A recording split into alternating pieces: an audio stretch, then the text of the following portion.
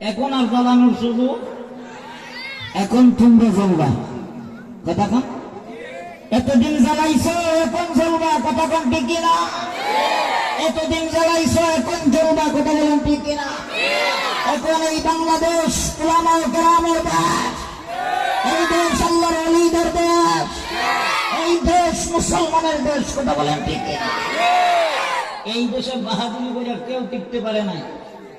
কথা বলেন আরো জোরে খান, টিকতে পারছেনি? ও পারে নাই।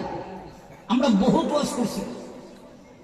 আমরা এই স্বৈরাচার খুনি শেখ হাসিনাকে নমরুদের উদাহরণ দিয়ে বুঝিয়েছি, ফেরাউনের উদাহরণ দিয়ে বুঝিয়েছি। তখন আমাদের কথা বুঝে নাই, উল্টা মামলা দিছে। কথা বলে না। আল্লামা মামুনুল হক সাহেব দাওয়াত বরকাতুহুম মূর্তি আন্দোলন করেছিলেন।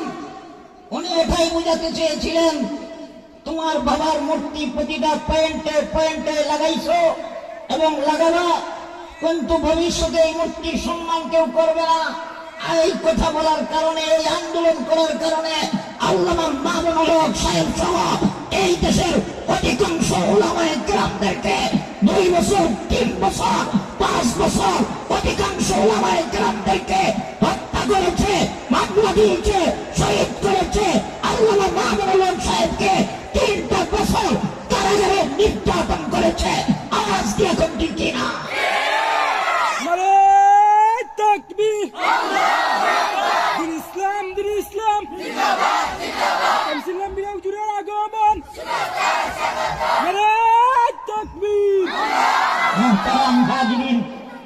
কিন্তু আজকে তো আল্লামা মামুনুল হক সাহেব দামাত বরকাতুমের কথাই বাস্তব হয়েছে। কথা বলেন ঠিক কিনা? আজকে এই স্বৈরাচারের মূর্তি ভেঙ্গে শুধু জান্ত হয় নাই মানুষ, মূর্তি ভেঙ্গে মূর্তির মাথায় এই দেশের ছাত্র জনতা প্রস্রাব করেছে। আওয়াজ দিয়ে এখন ঠিক কিনা? আল্লাহ সার দেয়, ছেড়ে দেয় না। আল্লাহকে আমার পাত্রাও বড় কঠিন, আমি যখন দৌড়ি তখন সারি। আরো জোরে আওয়াজ দেখুন, আল্লাহ চার দেয়, ছেড়ে দেয় না। ওরা চাইছিল যে উলামায়ে কেরামদেরকে জেল হাজত দিয়া, উলামায়ে কেরামদেরকে ফাঁসি দিয়া ওয়াজ মাহফিল বন্ধ করে এই দেশ থেকে কোরআনের আওয়াজকে বন্ধ করে দিবে। আল্লাহ না, তোরা ষড়যন্ত্র করছ, ওয়াজ মাহফিল বন্ধ করে দিবে। তোরা ষড়যন্ত্র করেছ, উলামায়ে কেরাম আর জাতির সামনে কথা বলবে না।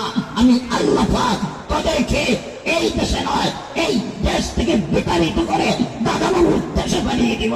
আওয়াজ দিয়ে এখন ঠিক কিনা? পাঠাইছি দাদাবাবুর দেশে গিয়ে শান্তি নাই। কথা কনা, কথা কনা, আরো জোরে আওয়াজ দিয়া কন। আজন্য মুসলমান ভাইয়েরা আমার, আমি দেখতে পাচ্ছি এখানে যুবকের সংখ্যা অনেক বেশি। যুবক, তোমাদের পায়ে হাত রেখে আজকের এই শেখ আবু সাদ নগর ফাউন্ডেশনের পক্ষ থেকে, আজকের তাফসীরুল কুরআন মাহফিলের পক্ষ থেকে, যুবক আমার পক্ষ থেকে তোমাদের কাছে একটা মেসেজ দিয়ে যেতে চাই। সেটা হলো, দলের চাইতে ধর্ম বড়। এই কথা আমাদের সবার হৃদয়ে লালন করতে হবে। বলেন, আমাদের দলের চাইতে রাজি আছেন কারা কারা? সবাই রাজি আছেন তো ইনশাআল্লাহ? এবার আসুন, শিবির করি, খেলাফত করি, চরমোনাই করি, কে কোন দল করি সেটা দেখার বিষয় নয়। একটা কথা হৃদয়ে লালন করতে হবে যে আমি দল যেটাই করি না কেন, আমার দলের চাইতে আমার ধর্ম বড়। এই কথাটা যখন আপনার হৃদয়ে লালন করবেন, তখন কোন ব্যক্তি আর মসজিদের বিরুদ্ধে, মাদ্রাসার বিরুদ্ধে, উলামায়ে কেরামের বিরুদ্ধে, কোরআন হাদিসের বিরুদ্ধে, আল্লাহ এবং আল্লাহর হাবিব রাহমাতুল লিল আলামিনকে নিয়ে আর কটাক্ষ করার সাহস হবে না। কথা বলেন ঠিক কিনা? যদি দেখেন ইসলামের বিরুদ্ধে কেউ কথা বলে, যদি দেখেন কোরআনের বিরুদ্ধে কথা বলে, যদি দেখেন বিরুদ্ধে আর কেউ কথা বলে, আপনার দায়িত্ব হলো দলের চিন্তা বাদ দিয়া পায়ের জুতা কইরা টাস টাস করে লাগাইয়া দেওয়া। পারবেন তো ইনশাআল্লাহ? মনে করেন না ওয়াজ মাহফিলের বিরোধিতা কইমা গেছে। সে বলেছে বাংলাদেশে তো ওয়াজ মাহফিল কেন? সৌদি আরবে তো ওয়াজ নাই, কাতারে ওয়াজ নাই, দুবাইয়ে ওয়াজ নাই, মুসলিম কান্ট্রিতে ওয়াজ নাই, বাংলাদেশে তো ওয়াজ কেন? হুজুররা এত মানুষের সামনে কথা বলবে কেন? হুজুররা হেলিকপ্টার চড়বে কেন? তার জলে তার কি হয়? আওয়াজ দিয়ে কোন কি হয়? তার জলে সে সৌদি দিয়ে উদাহরণ দেয়, বিভিন্ন ইসলামিক কান্ট্রি দিয়ে উদাহরণ দেয়। আরে পাগল, তুমি এখন সৌদি বিভিন্ন রাষ্ট্র দিয়া ইসলামিক কান্ট্রি দিয়ে উদাহরণ দাও, এতদিন উদাহরণ দাও না কেন? এখনো তোমরা উদাহরণ দাও না কেন? সৌদিতে চুরি করলে হাত কাটা হয়, বাংলাদেশে জারি করা হোক, আর চুরি করলে পরে হাত কেটে দাও। কথা কন না?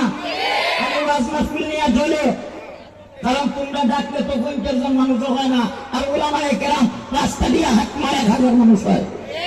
আওয়াজ দিয়ে এখন ঠিক কিনা? তাদের জলে কথা বলেন ঠিক কিনা? আমি বলতে চাই সবাইকে, আজকের মাহফিল থেকে তোমরা, আমরা তো শেখ হাসিনাকে নমরুদের উদাহরণ দিয়েছি, ফেরাউনের উদাহরণ দিয়েছি, অনেক স্বৈরাচারদের উদাহরণ দিয়েছি। আগামীতে যারা দেশ চালাইবা, আগামীতে এই দেশের যারা নেতৃত্ব দিবা, আগামীতে যারা এই দেশের ক্ষমতার সিংহাসনে বসবা, তোমাদেরকে নমরুদের ইতিহাস বুঝাতে হবে না, ফেরাউনের ইতিহাস বুঝাতে হবে না। বাংলাদেশের স্বৈরাচার শেখ হাসিনার ইতিহাস থেকে শিক্ষা গ্রহণ করে নাও। ওরা উলামায়ে কেরামদেরকে বেইজ্জতি করেছিল, আল্লাহ তাদেরকে বেইজ্জতি করাইছে, তারা হেলিকপ্টারে পালাইছে। হয়তো তোমরা যদি আগামীতে ইসলামের বিরুদ্ধে কথা বলো, উলামায়ে কেরামের বিরুদ্ধে কথা বলো, ওরা তো হেলিকপ্টারে পালাইছে, তোমরা হেলিকপ্টার নাও হইতে পারো। আল্লাহ আমাদেরকে বুঝার তৌফিক দান করুক। আরো জোরে আওয়াজ দিয়ে কমে আমিন। ইসলামের বিরুদ্ধে আর কথা চলবে? আরো জোরে বলেন। ওয়াজ মাহফিলের বিরুদ্ধে আর কোন কথা চলবে? আল্লাহ আমাদেরকে প্রতিবাদ করার সুযোগ করে দেন। দেশের মানুষ যখন প্রতিবাদ করা শিখছে, কথা কন না? আল্লাহ পাক আমাদেরকে বুঝার তৌফিক দান করুক। সকলে বলেন আমিন।